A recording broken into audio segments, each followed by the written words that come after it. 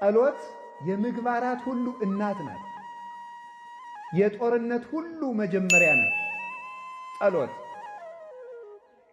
ዲያብሎስ እንደ ጸሎት አድርጎ የሚጠላው ስነ ምግባር የለም። ጾም ሊሆን ይችላል፣ ስግደት ሊሆን ይችላል፣ ምጽዋት ሊሆን ይችላል፣ ቸርነት ሊሆን ይችላል፣ የዋሃት ሊሆን ይችላል፣ በጎነት ሊሆን ይችላል፣ ገርነት ሊሆን ይችላል፣ ፍቅር ሊሆን ይችላል፣ ሰላም ሊሆን ይችላል፣ መጣወተ ርስ ሊሆን ይችላል፣ ሰማዕትነት ሊሆን ይችላል፣ ምንኩስና ሊሆን ይችላል፣ ማስቀደስ ሊሆን ይችላል። ሁሉም ነገር ይሁን ሰይጣን እንደ ጸሎት አድርጎ የሚጠላው ምግባር ጥሩ ስራ የለም። መጀመሪያ በሕግ የታዘዘውን ጸልዩ። ከደም ጸሎተ ባርቶስ ምንድነው ይኛል?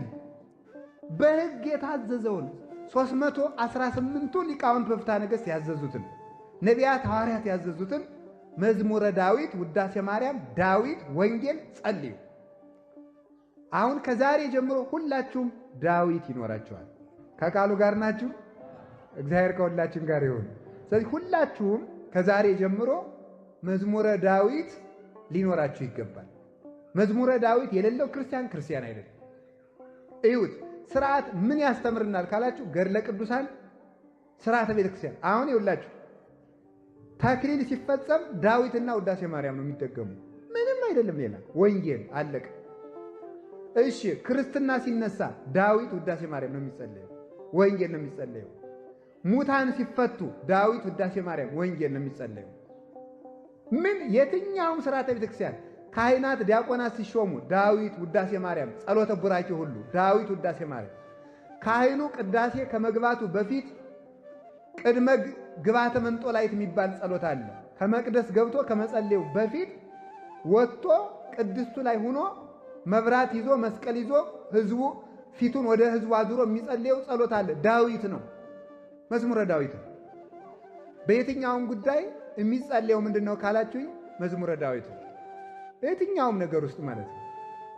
በቅዳሴ በኪዳን በሁሉ መቅደም ላይ 40 ቀን ሙሉ የድጓ መምህራን በአብይ ጾም በፍልሰታ በአጽዋማት ጊዜ ስባተ ነግህ የሚባል ቃል እግዚአብሔር አለ። ዳዊት ነው፣ መዝሙረ ዳዊት ነው። በቃ ማለዳ በሙሉ 150ውን ዳዊት ሲያስተዛዝሩ ነው የሚያረፍዱ ማለት ነው።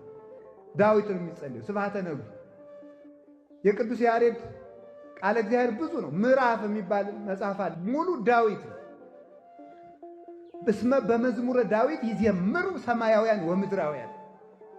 በቅዱስ ዳዊት መዝሙር የሰማይ መላእክት እንኳን ሳይቀሩ ይዘምራሉ። ያንን አስትቶ የማናውቀው ጸሎት ነጋዴ እየሰበሰበ ያሳትማል መጸለይ። አሁን ደግሞ በየከተማው ምን ይላል? ይሄ ሌሊት ለሚያንቀጣቅጣችሁ ለሚያስፈራራችሁ ሕፃናትን ሽንት ለሚያሸናባችሁ ጥሩውን ፈቱን መድኃኒት ነው እያያዛችሁ መጽሐፉን 20 ብር ነው ይላል። እውነት መስሏችሁ እናንተ ትገዛላችሁ። ዳዊታችሁን ድገሙ ዝም ብላችሁ። ዳዊት እንዲያው መዝሙረ ዳዊት ለ40 ቀን እንኳን ሳታቋሩ እንኳን ሁል ጊዜ 40 ቀን እንኳን ብትጸልዩ አጋንንት በእናንተ ዘውር አይሉ። የሁሉንም ቅዱሳን በሙሉ ገድል ብታነቡት መዝሙረ ዳዊት ነበር የሚያነቡት። መዝሙረ ዳዊት፣ አቡነ ዘበሰማያት፣ ውዳሴ ማርያም፣ ቅዳሴ ማርያም። ይሄ ነው ጸሎት ማለት። አሁን ከዛሬ ጀምሮ የምትጸልያቸውን ጸሎች ቁጭ አድርጓቸው። የሕጉን ያዙና ሌላ ትጨምራላችሁ።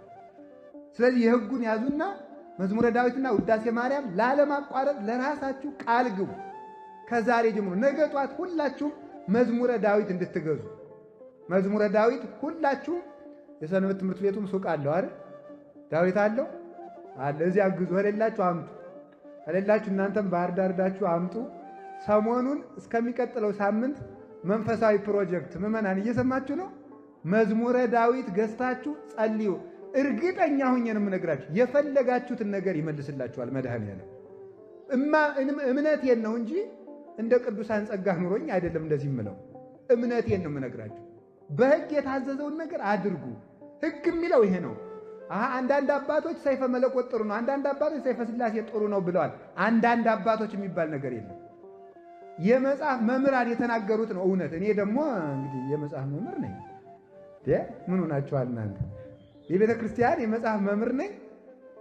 ለክታ ሰፍራት ብሉይውን አስተምር፣ ሐዲሱን አስተምር፣ ሊቃውንቱን አስተምር፣ መነኮሳቱን አስተምር ብላ መርቃ ሰጥታኛለች። ተምሬበታለሁ፣ እናገራለሁ። ስለዚህ ቤተ ክርስቲያን እነማን የሚናገሩትን እንመን ካላችሁ የመጽሐፍ መምህራን የሚናገሩትን የመጽሐፍ መምህራን የሚናገሩትን አበው ያስተማሩንን የኔ እኮ አይደለም ትምህርቱ የሊቃውንት የነ ቅዱስ ቄርሎስ የነ ቅዱስ ዮሐንስ አፈወርቅ የአባቶቻችን የ318ቱ ሊቃውንት ትምህርት ነው። ስለዚህ ዳዊት ውዳሴ ማርያም ጸልዩ፣ ከዚያ ደግሞ ከሆነላችሁ አርጋኖን ጨምሩ፣ ደግሞ በ21 ድገሙ። ግን ሁሉንም አንድ ጊዜ አጀምሩት ነው የኔ ጥያቄ። መጀመሪያ የዕለት ዳዊትና የዕለት ውዳሴ ማርያም ድገሙ። አቅም ካላችሁ ደግሞ የሰባቱን በየዕለቱ አድርጉት። ከዛ በኋላ ደግሞ ሌሎችን አቡነ ዘበሰማያት ብዙ ይደገማል ልነግራችሁ ነው። እሱ እንዲህ ያደርጋችሁ ከጸለያችሁ እግዚአብሔር ከኛ ጋር ይሆናል። አምላከ ቅዱሳን ከሁላችን ጋር ይሁን።